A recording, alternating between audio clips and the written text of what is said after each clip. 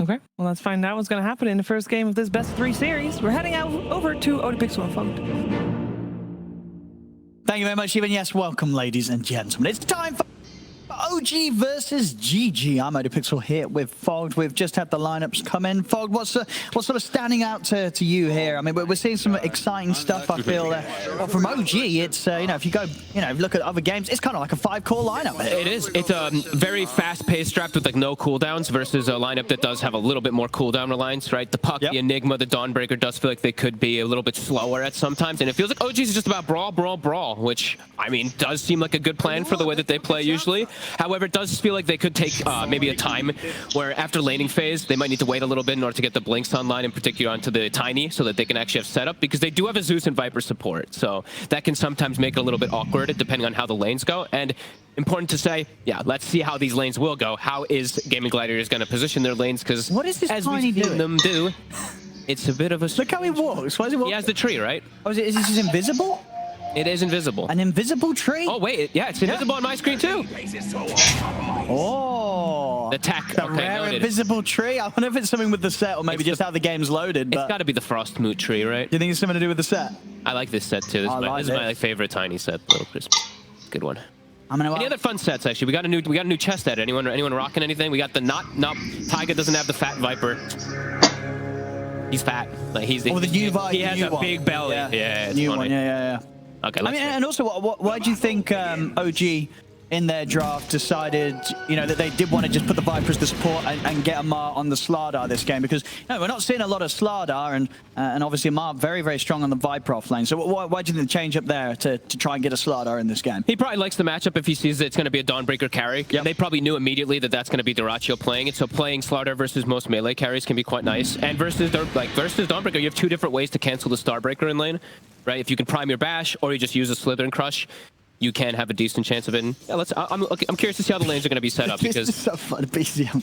It's got to be the set. Is this going to stay like this the whole game? Well, because like low-key, that's actually kind of bad, isn't it? I mean, how are you supposed to see these trees that he's throwing at you?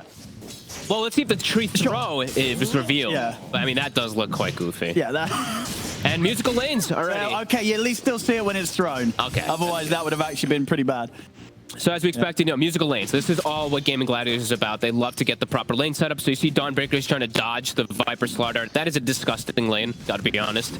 Covers all bases. Viper Slardar is all, like, one's all magic damage, one's all physical too, so they're gonna try to put the Enigma down there to take the brunt of the pressure. And have you sort of been liking this carry Dawnbreaker that we've seen, of course, GG try before, and you know, just the hero in this position? You think it's got potential? Yeah, I like it a lot, actually. This mid and this carried position, it feels really cool. The items that you're able to get, and just the buff, of course, in Luminosity, it's crazy. Like, you hit 15, you have max Luminosity, and you are... It's better than Jug Crit, in a way. Like, it actually is an absurd amount of damage.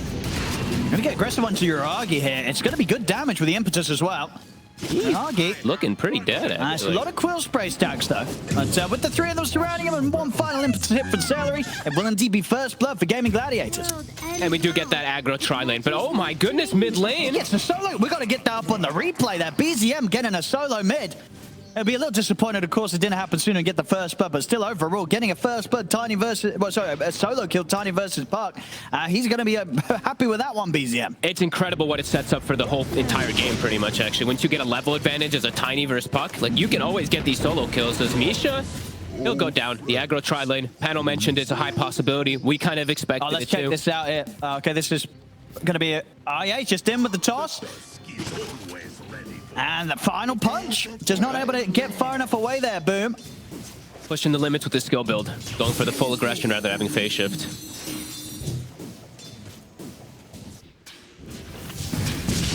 All right. I mean, that is a very good start, of course, for OG. And now they're even bringing the tri-lane to battle. They're going to send the Viper top to deal with this Dawn. I'll tell you what, in the mid again, Boom nearly died a second time there. He was one hit away once more. He's able to heal himself up with the bolt charges. But BZM is very much getting these opportunities to really threaten Boom's life in the mid matchup. I think he should queue up the raindrop pretty soon. I think, yeah, he already has, so... Probably going to buy that right away when you can versus this obnoxious Tiny. But yeah, amazing start already. The Tiny and the Slardar having free farm. Bristleback slightly shut down, but he is in the tri-lane versus tri-lane, so... Gaimin Gladiators just forces tri-lanes all the time. I mean, they look to fight top. They're going to try and go for Uragi. They're in with the snowball. Uragi. Oh, He's gonna let. Oh, no. Actually ends up going down. Celery was able to get in with that last hit to take him out. They will lose Tofu in return. He's got mana. Celery, one more hit. I mean, Drachi's going to try. Drachi might be able to get Misha. He's going to run down the Zeus, but nope. Yeah, he has to hold back. Tiger's going to start stacking up the poison on him. Oh, Viper is so disgusting. He's actually going to... I think he might die. One more. They're out of mana, right? Oh, one more. Is that enough? It's kept it up at 5 stacks. Oh, it's really close. He's okay. Let's just look at top lane. This is the fun lane. So much happening up here. But just as painful. It's actually probably maybe even worse that he didn't die. He's now sat at 80 HP versus the Bristol and the Viper. Yeah, that's going to feel bad. Will struggle to farm. All right, I mean, this is a very heavy battle lane. Tusk, as they said, the kind of king of tri-lanes. But Viper, I feel like, is also one of those king of tri-lanes that trades with pretty much anybody very effectively. Yeah, he has no tree, so it's just going to be a whole thing, by the way. It's going to be for the whole game. The tree's not shown. Well, it might change when he levels up, right, the ult. You know, that... Maybe. Or you don't think so? You think if the tree's not appearing now, it's not appearing now? Because to be fair, the tree itself doesn't change when you level, does it? It's the same cosmetic. It's probably just not going to be there. So, I mean, whatever. Yeah. It's what it is. It is. It is a good job we can see it when he's throwing it. Because if it was an invisible tree being thrown at you, that's actually kind of game-breaking. Top lane. Another kill here for the aggression of Gaimin Gladiators. Nice Wild Wing play. A free farm Slardar, though. This is going to be setting up a really good game for Amar to have a very good timing. As we know, he likes to play very greedy on his Slardar, so he instantly has the Mask of Madness already queued up. He kind of wants to be the carry himself. Where are you going? Let's see how much they can get out of top the tag team. When Tiger's trying to trade with Celery, but Tofu and Dracho, they just jump straight over onto the Viper. Exactly how you got to deal with the Vipers, right? Just get in the face of them. And of course, with this tri-lane Gaimin Gladiators, they've very much got the damage to blow up the Viper at this stage. Anybody, really. Yep. Anyone who steps up out of position, they have to be very careful. And they have to save, it feels like they have to save Lightning Bolt for the Starbreaker every time. Misha has to be very careful how he does use it. Otherwise, it's a free setup every time Dyrachyo just walks up and gets it on them. Tag team Starbreaker is no joke. No joke at all. Ace will also have free farm, though. So even though there is a Slardar free farming, of course, that Enigma is going to have a really good early start. Go for that Vlad's, which it does seem to be.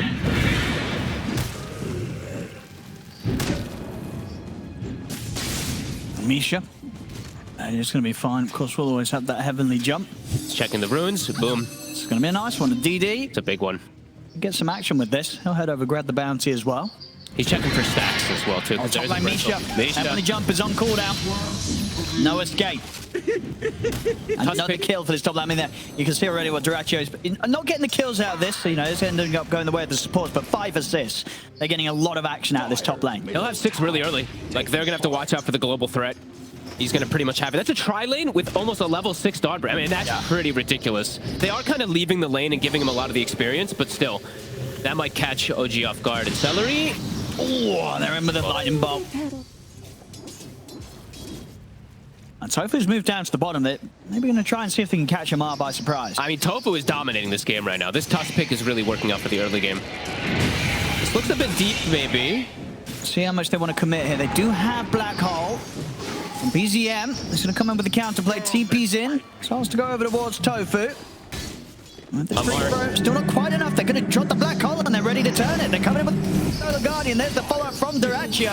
And also the puck. Boom turning up to make sure they can get the kills out of this one. BZM will go down. Boom was able to catch on the edge of it. You know, the Dream Call onto Amar. So Amar, he'll be chased out.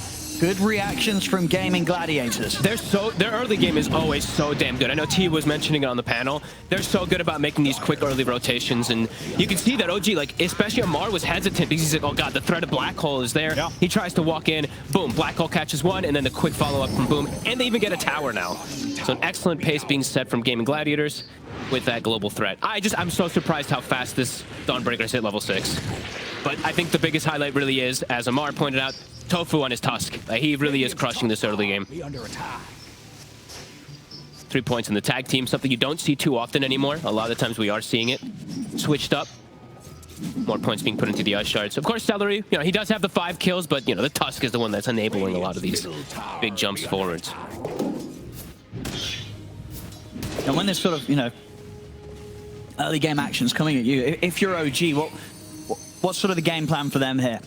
They have to just kind of farm until the Tiny feels like he can always get involved. They have to farm because Bristleback was shut down in the laning phase. So I think they do just have to kind of chill out a little bit. Because there's just an overwhelming amount of damage with this Tusk and with this Dawnbreaker being so high level. Yeah, just so surprised. Level 7 Dawnbreaker in an aggro tri-lane. That is just incredibly impressive.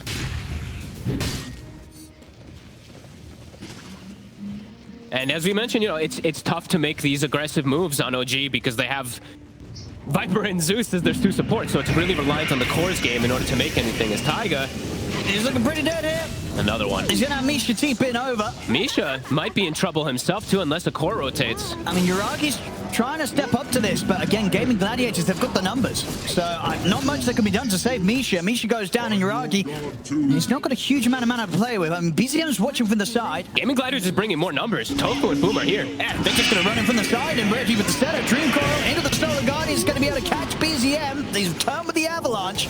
We're trying to escape this, but Gaimin Gladiators, they're more than happy to just constantly bring this brawling action. And OG's lineup, they're just not at a stage where they can deal with this. No. Tiny having a bit of a rough one, even though he got the first kill in the mid lane, or second kill, I guess, in the mid lane. He's still having a tough time showing up. They're just doing a great job of showing up with these cooldowns. And Elmar also. I mean, just don't stop it from Gaimin Gladiators. 12-4. Tofu. Look at him. He's beautiful in and out of game. He's popping off.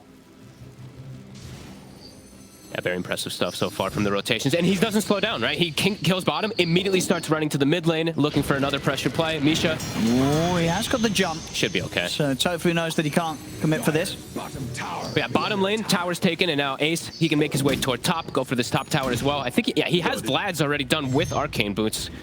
And Black Hole's going to be back available.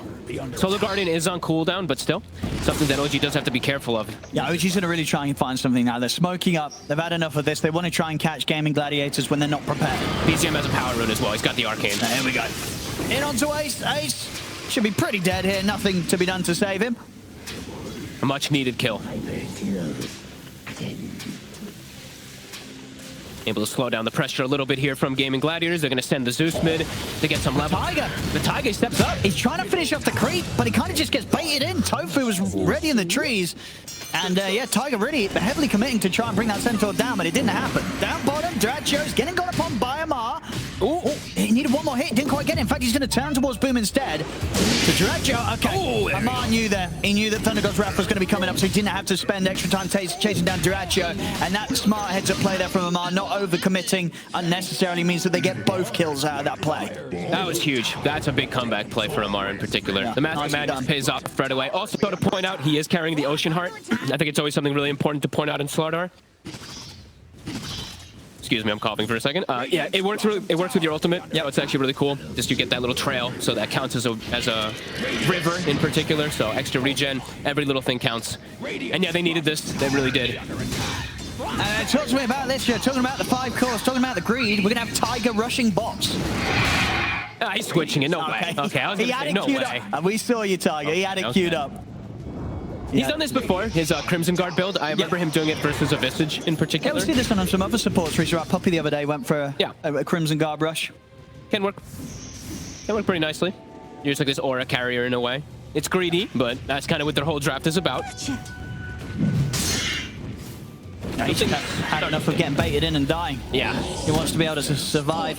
Things starting to stabilize a little bit for OG, though. The timings, they should have their blink done on the Tiny soon. He gets a DD rune as well. And after the kills bottom for Amar, Mask of Madness was done, and he's also on his way toward a blink dagger too, which will allow them to be able to respond to these aggressive plays a bit better. Dyrachio, level 10 with a full Echo Saber.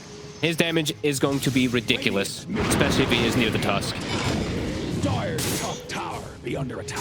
One more CS, and BZM, he will have blink dagger. There we go. See what they can do with this reveal. Will be a lot easier than for, in particular, just to kill Boom, right? The Tiny reveal blink dagger with the Zeus ult in particular, it will just kill the puck from 100 to 0 as Misha. I mean, Tofu is just hanging around here. Misha has gone back up. BZM goes down the Avalanche, and the Tofu won't be able to commit for the kill on Misha. He's got the blink. Nicely done there, BZM, making sure that as soon as that blinks out, he's getting a kill with it. keeping the gold even. Very close on the money hit. Overall, Dracula still at the top. And of course, it is a game. We stay with the Solar Guardian in play. Always difficult for OG to make moves anywhere outside of the Dawnbreaker, because Dracula, he'll always be ready to turn up, and he's very close to having that level 2 ultimate. Sprites are with us. Celery. Oh, the little things matter. The raindrop, cloak, fluffy hat. Otherwise, he does die. These little types of extra HP to survive the burst of a tiny. He's got the full Glimmer now as well, so That's armed. It's going to be even harder to try for that sort of move the next time. And already now a Wraith Pack done for Ace, so could potentially start kicking up the pace here on Gaimin Gladiators. And there we go. No surprises there. 3 minutes faster than the fastest. That is very quick. We have had a few games, as you can see, 3 matches where we've had the Vanguard Viper.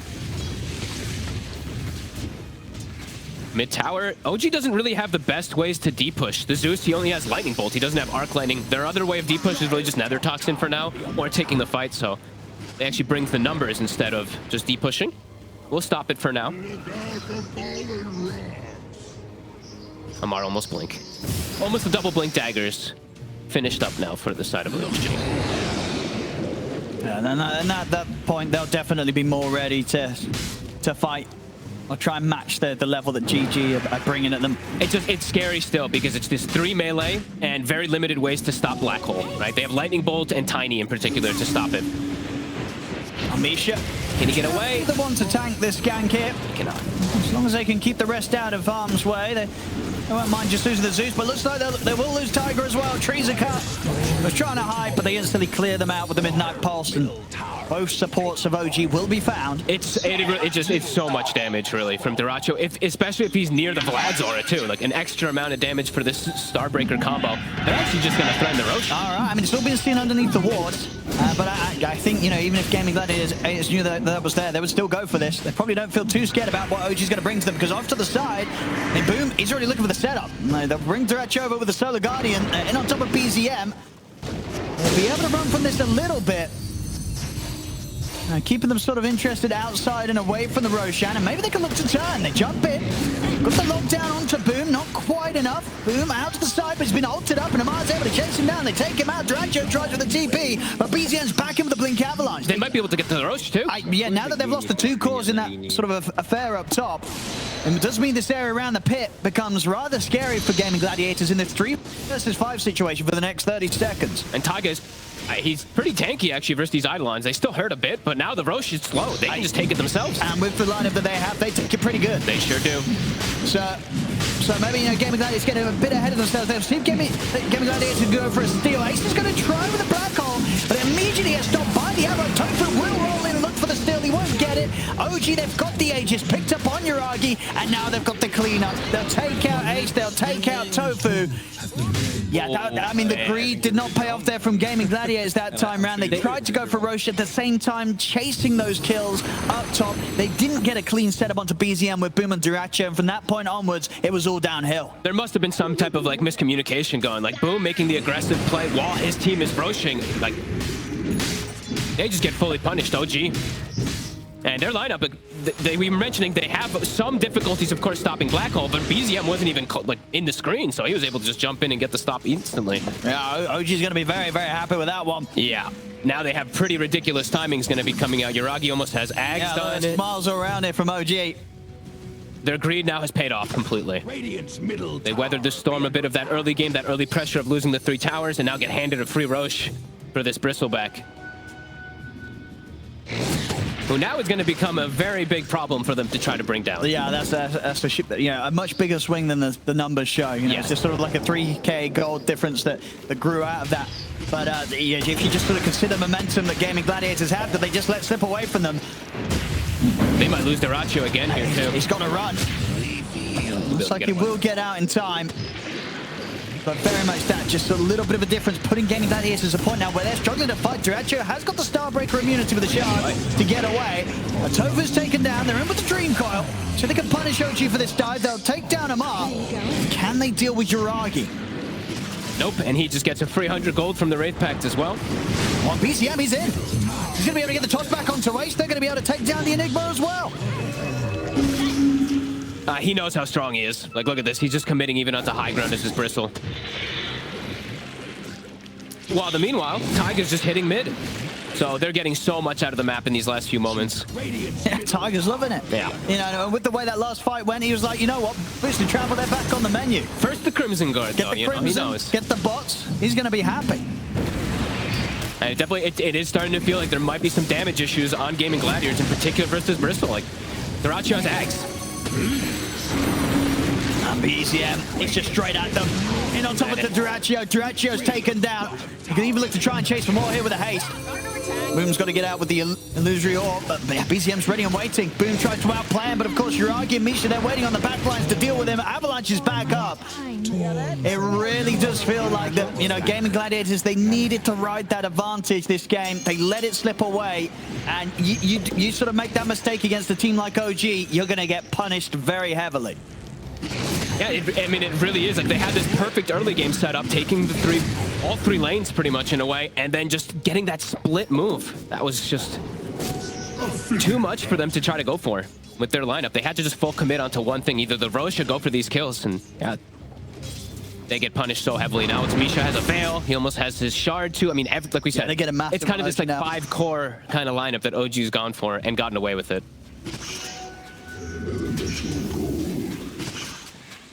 I mean, Crimson Guard. Vanguard also on the Bristol. Like, how do you actually bring him down? Still has Aegis even for another minute, too. So they can just keep sweeping the map. Every time Dyrachio shows his face, they run directly at him. That's how you limit that global play.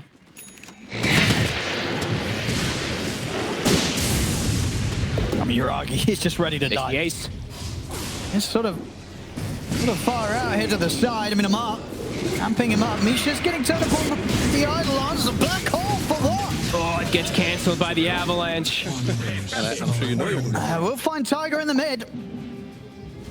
But indeed, you can't help but feel that it's looking rough. It's looking shaky sure from is. Gaimin Gladiators. And every one of these... Such a clean start. I mean, as you said, Yeah. Gaimin Gladiators, they've had some fantastic early game.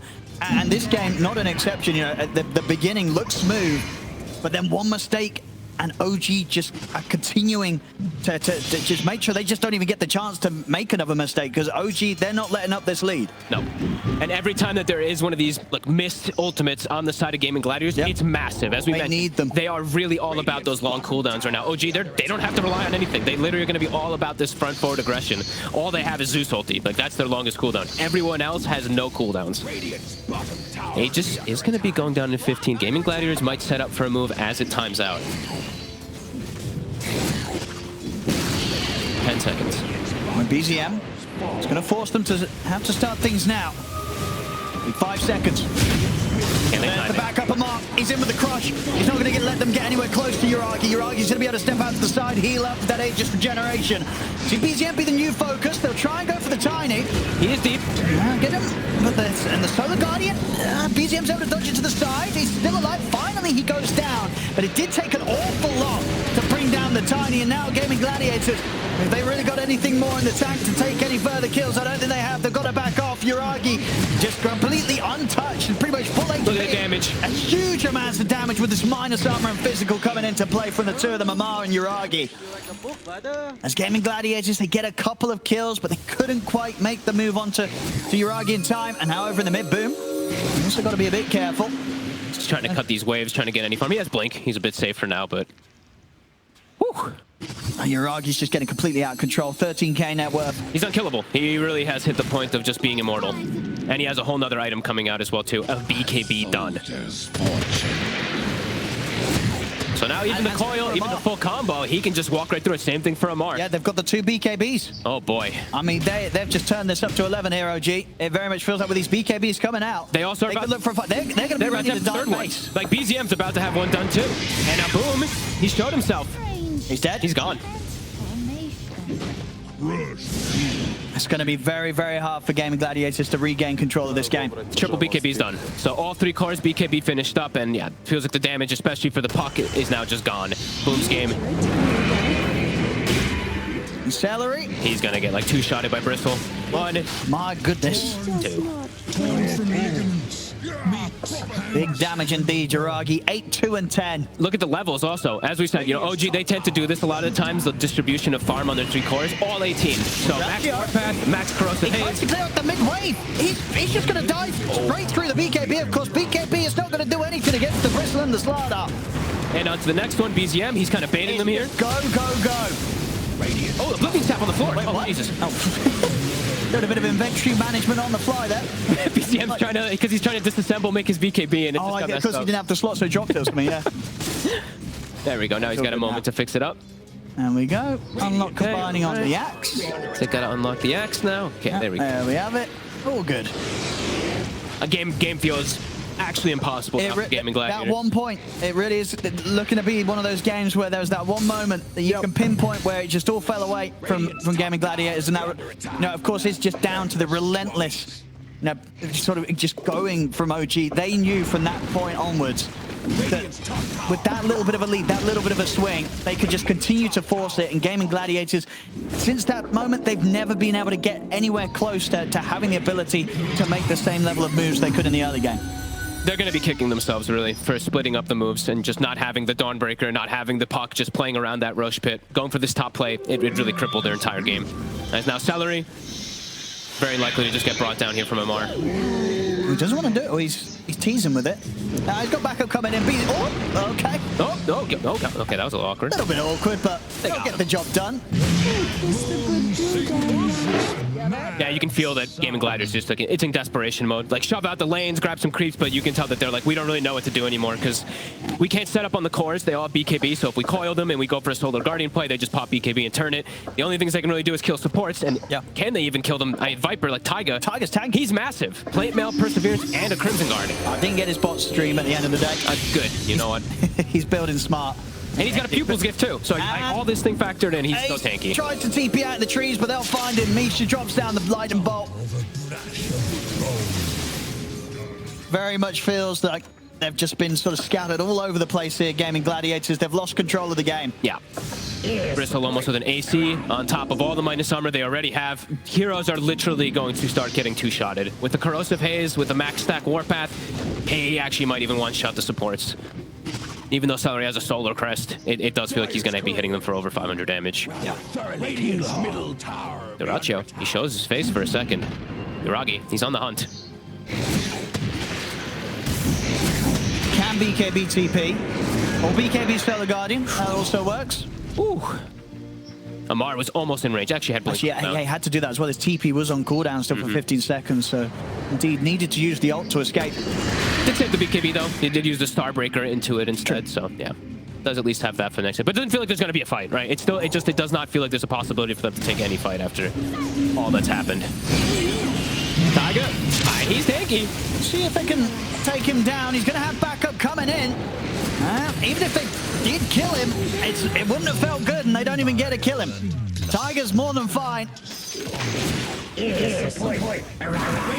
Middle tower be under attack. AC done. And Amar.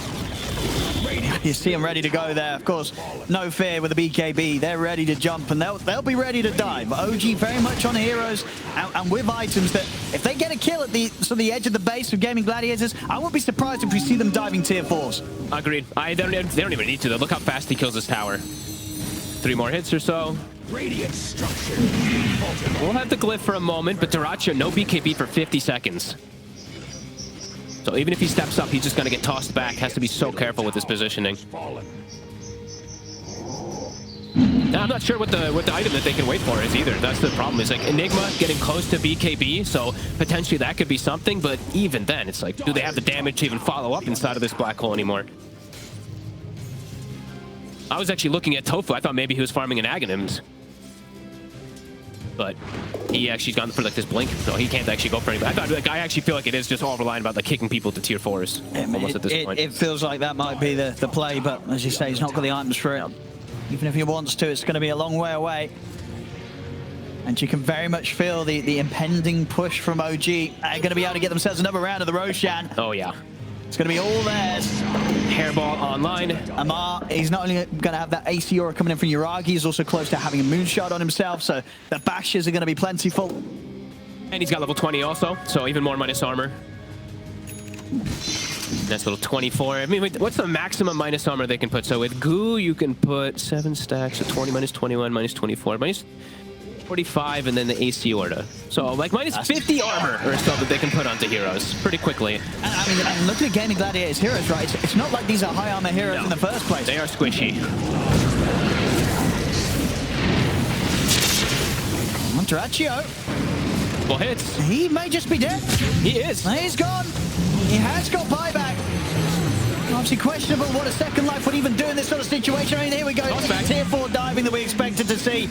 They're in. They take down Ace. We very much might see the GGs coming out soon because this game, it feels completely over. Oh my God, Salary, 2 hit. Here's the buybacks. Gaimin Gladiators, they'll give it another shot. Amar's back in. He's already in on top of him. Draccio, is he able to live? He's not. Taken out. There's the GGs. It's called. OG, 28 minutes. They'll get this game won. And again, we've seen it so many times from OG. Just this team, you know, they always give fantastic masterclasses on how to punish a team that messes up, right? I feel like so many times we've seen squads have a bit of a lead against OG. They make kind of one sort of bad move, and that's it. That's it. You're done for. OG, they're going to win the game. You know, it's one of their voice lines too, right? It's I don't care